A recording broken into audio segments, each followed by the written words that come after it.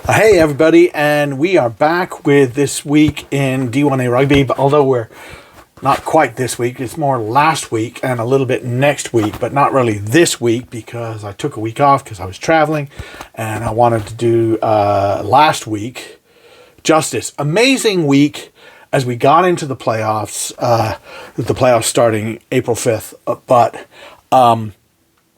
the teams that wanted to make statements to get in the playoffs, and then we did a bunch of games where it was a late try. I don't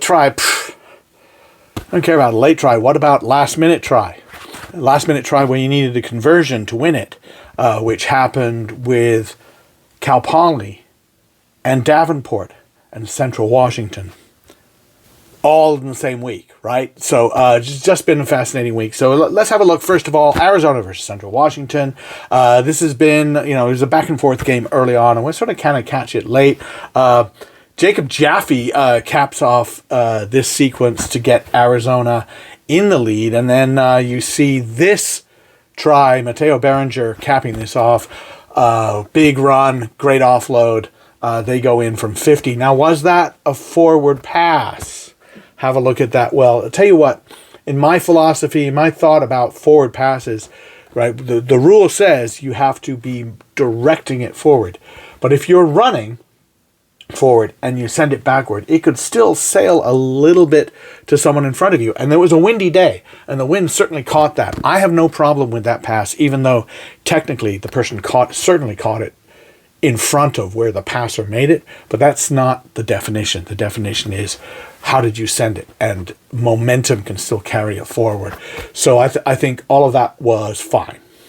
Central Washington mounts the comeback now, and they get a try in. Drew Farrington's going to go over there. The in tight forward work from Central Washington, usually very good, and their maul excellent as well. So finally we come down to the fact that there's no time left. Now, another little philosophical thing that I love to talk about. You're playing a rugby game, and remember, time is up, but the play is still going on. You're still playing. It's the same as in football, right? The play can continue to go after time is up. So time is up, and you need to score to win the game. You're not out of time. You have all the time in the world. There's no need to rush, because you're just going to have to keep the ball, things like that. Obviously, when you're in a situation where you've got 5 minutes to go, whatever, and you have to score twice, yes, you're in a rush. You've got to take care of it. And we're going to see something about that later. But when you have no time, you have all the time in the world. Good patience, maybe a little bit of impatience, in fact, from Arizona. Oscar Tracy, what a great break here. Really good movement. And then he has support. I think that's the important thing. Benji Ward right there gets the offload. Together, between the two of them, they beat about 8 players. The try is there. They still need the conversion. Jack Tregoning puts it over. Central Washington wins it. Drama everywhere. Well, we saw the same sort of thing, Davenport against Arkansas State. Very low-scoring game. 12 minutes into the second half, and Arkansas State leads 8-0. Davenport has a scrum center. Really great way to start scoring, right? Good platform from the middle of the field. However, Dylan Grant comes racing in, intercepts that, drops it off to Timothy Gladbauer, who's had a great couple of years for Arkansas State. And ASU is in control, 12-0. But Davenport keeps coming. Good patience from them. Good pressure from them. Good drive on the scrum.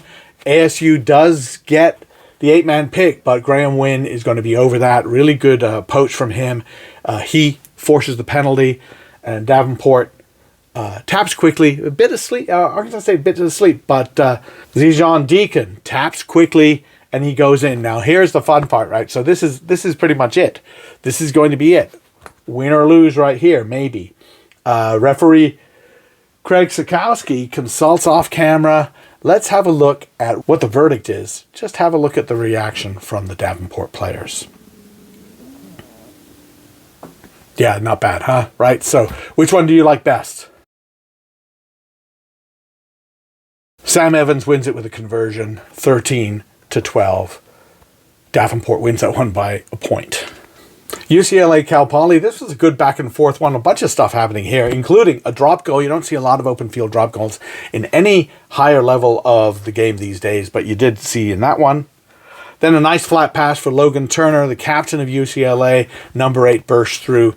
He gets this try. That's going to extend UCLA's very slim lead to 21-13. But back comes Cal Poly.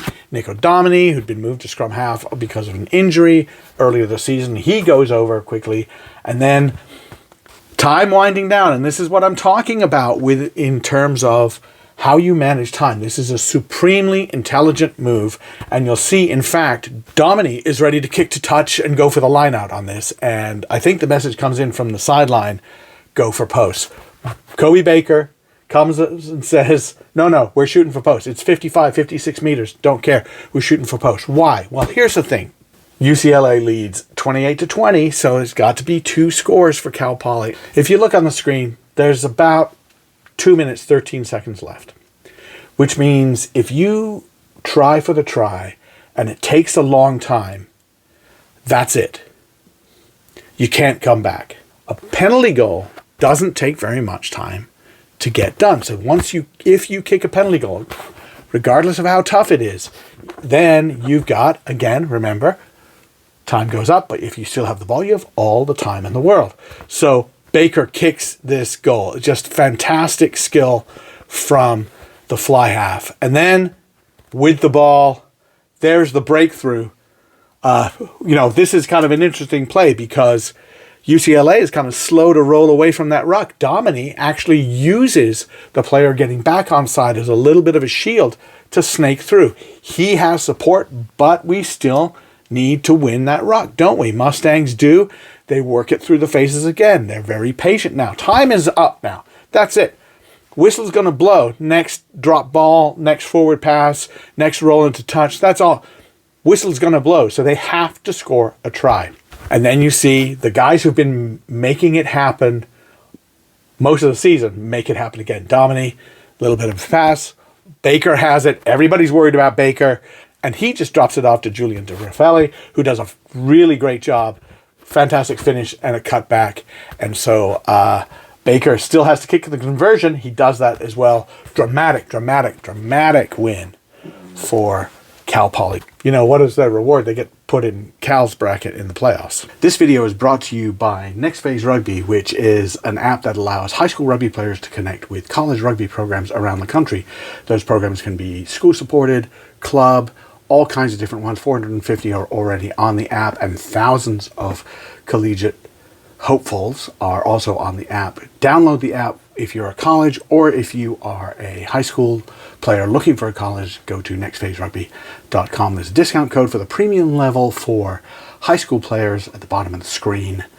And good luck with your college search. It's also brought to you by USA Rugby Foundation, which is an organization that supports grassroots rugby around the country, and your donation can help build this great game of ours. Also brought to you by Irish Rugby Tours. Touring is a great way to expose your players to the global nature of rugby. Go to Irish Rugby Tours. They don't just do Ireland. They do all kinds of different countries: Spain, Portugal, New Zealand, South Africa, the UK. That's just a smattering of what they can do for you. Go to irishrugbytours.com. And this video is also brought to you by Panther Rugby Academy, providing elite playing and training opportunities for players throughout the South and a more extended version of the South. Panther Rugby Academy, check them out. And I also want to thank a new kit provider, which is 8x8 Sports. You can't see their logo on this shirt, although you can see it on others, but there's the back of the same shirt because I have more than one. And several other great kit. We'll be having merchandise available very soon as well, so I'm excited about that. Thanks to 8x8 Sports. It's 8x8sports.com. BYU versus Lindenwood, and you can see BYU on the attack. Dropped ball. Lindenwood, very smart, kicking it ahead. Take advantage of that. Lindenwood, pretty clinical in scoring position, but in this one, great desperate defense from BYU, and they're able to push them into touch. They get a little bit of a boost from that, and you see later they bash it over, and then an errant pass on the side of Lindenwood, The Cougars pick it up. They've got a lot of pace, and they put that one in. But Lindenwood managed to put it away, and the guy in the blue headgear, Edwin van Heerden, bashes it over twice, in fact, late, to ensure that Lindenwood win this one and go into the playoffs as one of the top seeds. And finally, we had crazy back and forth game, Cal versus St. Mary's. This was the game that decided who would be the number one seed going into the playoffs.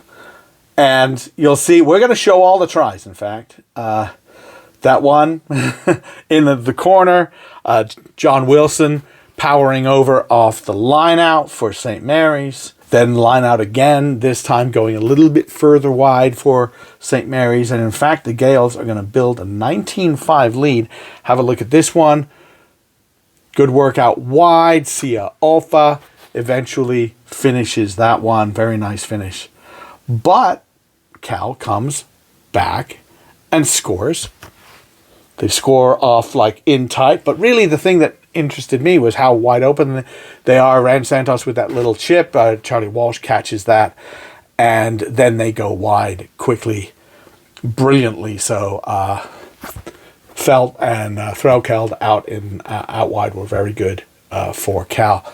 This one, a good answer finally from St. Mary's. Don Bisag gets it about 60 meters out, and he just puts his head down and he goes. Sometimes there's a little bit of desire goes in there, and he's fantastic trying the corner individual effort. This one, now, a penalty. This is a tip tackle, and usually there's a talking to, but Solomon Williams, scrum half for Cal, quickly just taps it and goes and catches some of St. Mary's a little bit unawares, and they managed to get it over. Then Cal's running out of their own end. Again, pass. We're going to see two tries that seem almost identical to me. This one, the tackle is made, but they managed to finish it up. Williams going over. And then you'll see another one very similar soon. Forwards, though, for St. Mary's once again. And now what have we got? This is going to make it 34-31, and then Bisag goes over to give St. Mary's the lead late. It's going to be 38-34. And then have a look again. This is pretty much a carbon copy of the earlier try, right? Get it out wide, get chased, come back inside. You always love a sidestep that makes somebody fall over. It's a bit of a slippery ground, I think. And Cal is back in the lead, only to give up the lead once more with a line-out play, only to come back and score again. This one with a penalty advantage coming in, rather obvious, not rolling away, in fact, by St. Mary's. You see, he doesn't roll away in that ruck. So Cal playing with house money and decide to just chip it over for Threlkeld to come and chase it down and score it. Brilliant stuff. It was just such an entertaining game.